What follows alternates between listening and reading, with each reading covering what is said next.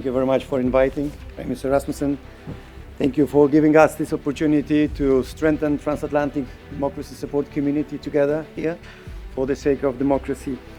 We are talking about 30 years, 89. The Berlin Wall collapsed later. First, it was Poland. It was Poland where, with the label of solidarity, we were absolutely sure we are moving walls and we are moving future. And this element and this motion of solidarity, I think, still is valid. And often I'm asked the question why democracy support is needed, why European Union and other governments and organizations needs to spend money on democracy support. The answer is simple: because we owe solidarity to people who are in need, because they have right to ask for our support and we have right to extend the support. And there is no other reason. We can build hundreds of arguments for security, stability, prosperity. All this is important and all this is in place. But the first all is a moral obligation. We cannot leave alone people who think like us, who believes in the same type of world and same type of future. So solidarity started in Poland. Solidarity lives, and this is very important guiding principle for democracy support. But today we are facing something that we may call a crisis of liberal order. And the liberal order is based on belief that societies are driven by rational choices. Unfortunately, what we gradually discovered over the last 50 years, both in commercial as well as in political marketing, that playing with emotions brings much better results than deep debate and wise argument. When we are buying Mercedes-Benz, it's not because it is the best technology in the world. It's because a beautiful woman or beautiful man or nice landscape was associated with that picture, and we are buying emotions. And the Benz is selling us emotions.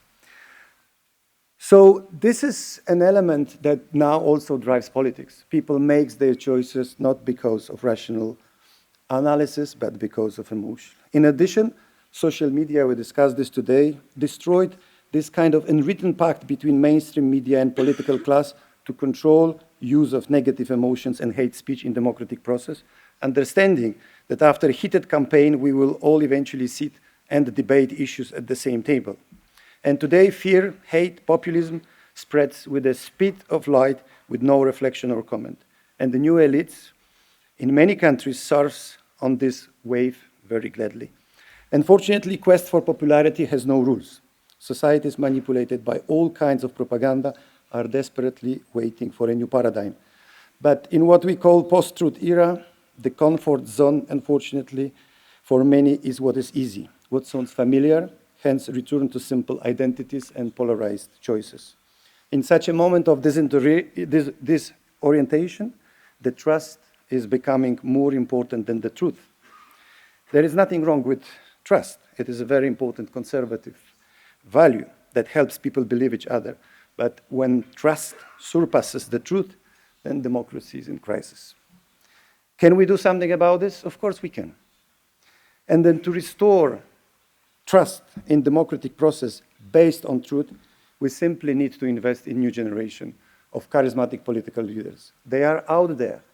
We are doing within European Endowment for Democracy a lot of democracy support programs, and I can assure you, they are here in Europe, they are out there in the countries where we operate.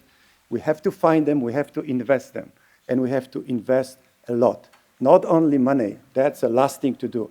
Time, trust, and also belief.